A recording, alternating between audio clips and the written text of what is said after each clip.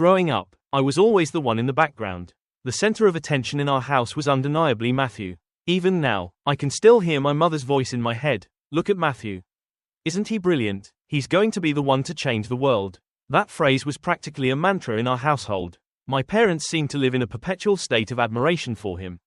He was their shining star. The athlete, the scholar, the social butterfly. He could do no wrong. And if he did, it was just another opportunity for him to rise above and prove his worth. I suppose. In the beginning, it didn't bother me. I was content being the quieter one, the one who didn't need the spotlight. I was always more introverted, more comfortable with books and puzzles than with sports or parties. I never had the drive to be as outgoing or as competitive as Matthew. But that didn't stop people from constantly comparing us. You're lucky to have him as a brother. He's going to do amazing things. This was the constant refrain. Everyone said it. Family, friends, teachers, even random strangers. It was as if my existence was only relevant in relation to his. In some twisted way, it made sense. Why would anyone need to talk about me when Matthew was so perfect? But as the years passed, I began to realize how far I was from their expectations. I was the other child, the one who couldn't measure up, who wasn't good enough to be the golden one. I remember the first time I truly felt the sting of comparison. I was about 10, and Matthew had just won the regional tennis tournament. Our parents couldn't stop gushing about his victory for days. They decorated the house with banners, made calls to relatives, and spent the evening celebrating him. I remember sitting quietly at the dinner table, pretending to eat, while inside, I felt like I was disappearing. They didn't notice how much I longed for their attention. They were too busy talking about him.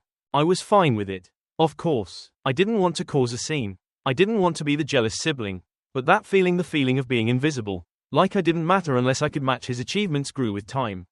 I learned to keep my feelings to myself, bury them deep down, and pretend that it didn't matter. But it did. Everything changed the year my parents lost everything. One moment, everything was perfectly normal. The next, we were faced with a crisis that no one had seen coming. Our family's business, a small but successful landscaping company, collapsed. It had been the backbone of our family for years, a stable source of income that we all relied on. But due to a series of bad investments, and the incompetence of some hired managers, the company was in shambles. My parents were devastated. My mother cried for days, and my father barely spoke. And Matthew, he was supposed to be the strong one, the one with the answers, the one who could help us pull through. But Matthew, the golden child, seemed to crumble under the pressure. The person who had always been able to take charge of any situation now seemed helpless. He couldn't find a job that suited his skills. He had to leave his prestigious internship after the company folded, and his life began to unravel. He had always been the perfect student, the perfect employee, the one everyone relied on. But now, he was just like the rest of us, lost. I couldn't say I was surprised when things went south for him. Sure, I had always been in the shadows of his success, but I could see that he wasn't as invincible as everyone thought. What hurt, though, was how my parents still clung to the idea that he would somehow fix everything. It was as if their faith in him had never wavered, even as his confidence seemed to fade. For me, though, something else happened. As the family's emotional and financial stability crumbled, I was suddenly thrust into a position I had never imagined. I became the one people turned to. My parents started to ask me for help, not in the way they asked Matthew, but with real, practical things. How could we cut costs? How could we stretch the budget? How could we manage the bills? At first, I resented it. After all, Matthew had always been the one they looked to for answers. He had always been the one they trusted. But now, when they were at their lowest, they turned to me. Slowly, like a door creaking open, I started to realize that they weren't turning to me as a replacement for Matthew. They were turning to me because they had no one else to turn to. And somehow, this responsibility, this heavy burden, made me stronger. I wasn't just the background figure anymore. I was needed. I had to be the one to take charge, to find a way out of the mess we were in. And it wasn't easy. There were days when I felt completely overwhelmed. The weight of it all sometimes felt suffocating. But every time I looked at my brother, who seemed so defeated, I knew I had to step up. I couldn't let him fall completely. It wasn't just about the money. What started as financial management soon turned into something deeper. I began to realize how fragile everything had been. Our family's entire existence had been centered around external measures of success, business, status, appearance. But when all of that was stripped away, what was left? I didn't have the answers at first, but I started to see things more clearly. Matthew had been the star, but now he was just a man struggling to find his way. I had always admired him, and in some ways, I still did, but I couldn't ignore that he wasn't who everyone thought he was. He wasn't a superhero, he was just human, like me. The image of the perfect brother, the golden child, started to fade, and in its place was the man I had always overlooked, the man who needed help. But the truth was, so did I. The more I helped my family, the more I realized how much I had been holding back. I had always kept my emotions bottled up, trying to maintain my place as the quiet, unseen sibling. But now, in this new reality, I could no longer stay silent. I began to open up, not just to my parents but to myself. I realized that I didn't need to be perfect. I didn't need to compare myself to Matthew anymore. I had my own strengths I had never recognized before. I could manage the finances. I could talk to creditors. I could fix things. And little by little, as I stepped into these roles, I found a peace I hadn't known. The pressure of comparison began to dissipate. I was finally seeing myself for who I was, not as someone standing in the shadow of Matthew, but as an individual who had a lot to offer. I was starting to believe in myself. And that, for the first time, felt like real success. When I finally reached out to Matthew, I wasn't sure what to expect. The truth was, I had never really spoken to him as an equal. He had always been the one with the answers, the one who didn't need anyone else. But now, we were both lost. It wasn't a confrontation, there were no dramatic speeches. But it was a moment of understanding. We both sat in the living room, the silence hanging between us. And for the first time, I realized how much we had in common. He wasn't the golden child anymore. He was just Matthew, a man who had made mistakes. Just like me. I don't know what changed that day, but something shifted. We were no longer in competition. We were just two siblings, both trying to figure out what came next. It didn't matter that I had always been the quiet one, or that he had been the golden one. We both had our struggles. We both had our strengths. And for the first time, I felt like we were truly equals. As the years passed, our family began to rebuild. It wasn't easy, and it didn't happen overnight. But slowly, we started to find our footing again. My parents began to appreciate me in a way they never had before, not because of what I could do for them, but because they saw me as I was. And for the first time, I felt valued. Matthew, too, found his way again. He got a job, one that was a far cry from his previous glamorous positions. But it was honest work. We both came to terms with the idea that success didn't have to be flashy or grand.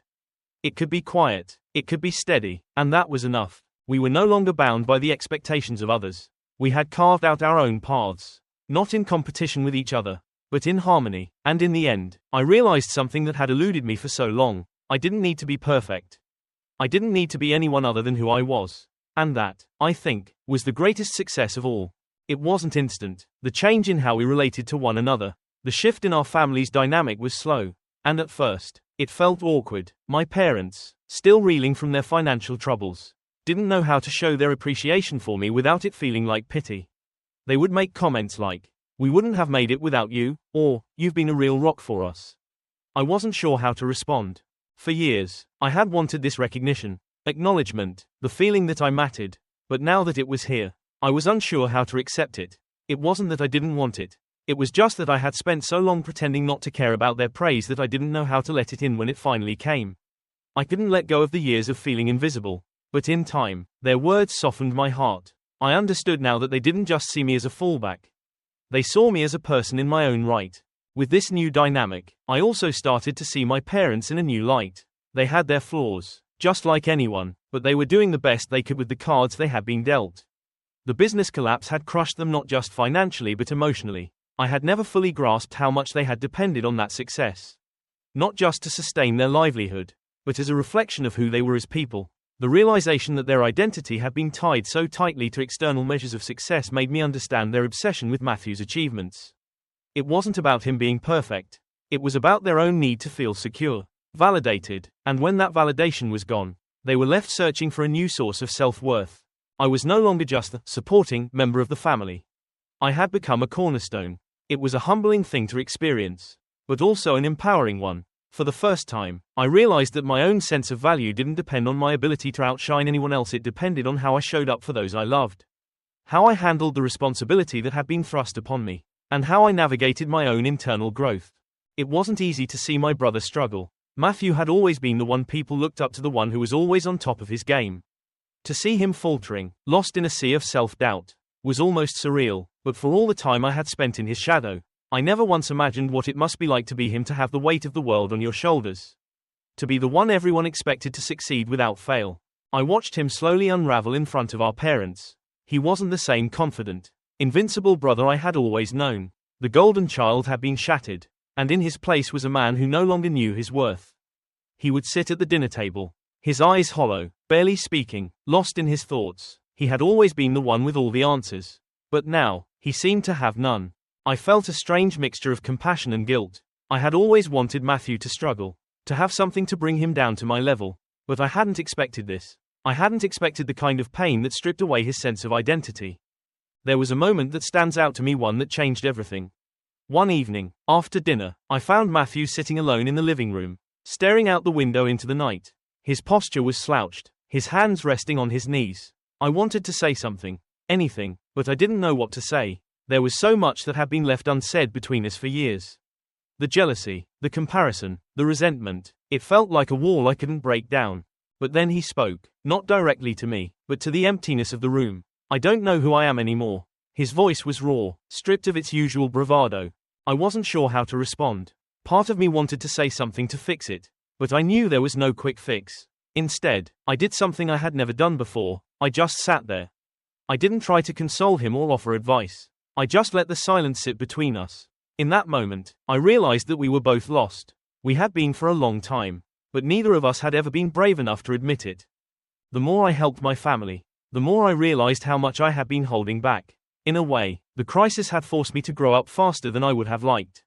I had always been the sidekick, the one who was invisible, but in a strange twist of fate, the world had turned its focus onto me, and I had to step up. I had no choice. But as I continued to help my parents manage the business fallout, to guide them through their financial troubles, something unexpected began to happen. I started to feel capable. I had always assumed that my lack of grandiose achievements was a flaw. But now I was seeing that I had strengths all my own. It wasn't about being perfect or getting recognition. It was about doing what needed to be done, even when it was difficult, even when I wasn't sure I was up to the task. The more I took control of the situation, the more I realized I had always been capable. I just hadn't given myself the space to believe it. I wasn't defined by what Matthew achieved, or by how my parents saw me. I was defined by my actions. The quiet decisions I made, the choices I took that, though unnoticed by many, were the ones that kept everything together. It felt empowering to know that I didn't need anyone's approval anymore. I had proven something to myself. I didn't need to live up to anyone's expectations.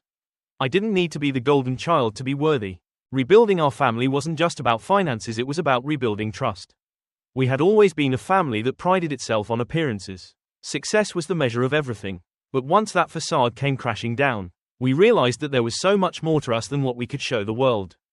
It took time, but slowly, we all began to heal. My parents, still burdened by the financial mess they had created, learned to lean into the love we had for each other rather than the material successes that once defined them. My mother, for the first time in years, stopped comparing everything to Matthew's success. My father, who had always been so wrapped up in work, started spending more time with us, listening and sharing. They both seemed less focused on the external and more on the internal. It was a small but powerful shift. Matthew, too, began to find his footing. His recovery wasn't dramatic. There were no grand speeches, no major life changes, but he started taking small steps, rebuilding his confidence, piece by piece. His first job after the business failed wasn't glamorous, but it was steady, and it gave him the space to rebuild his life without the crushing weight of expectations. For the first time in years, Matthew wasn't trying to be someone he wasn't. He was just Matthew, and that, I think, was enough. As for me, I found my peace. I realized that my worth wasn't determined by my achievements, by what I could provide, or by how much I could outdo someone else. It was about being true to who I was. And in that quiet acceptance, I found success, not in the loud, boisterous way I once thought it had to be, but in the soft, steady way of knowing I had done my best. In the end, I came to understand something I had never known before. True success isn't about being the best. It's about being authentic. It's about the quiet victories, the personal growth, and the ability to accept ourselves as we are. My family may have been torn apart by expectations, but we were slowly coming together in a new way. We weren't perfect, but we didn't need to be.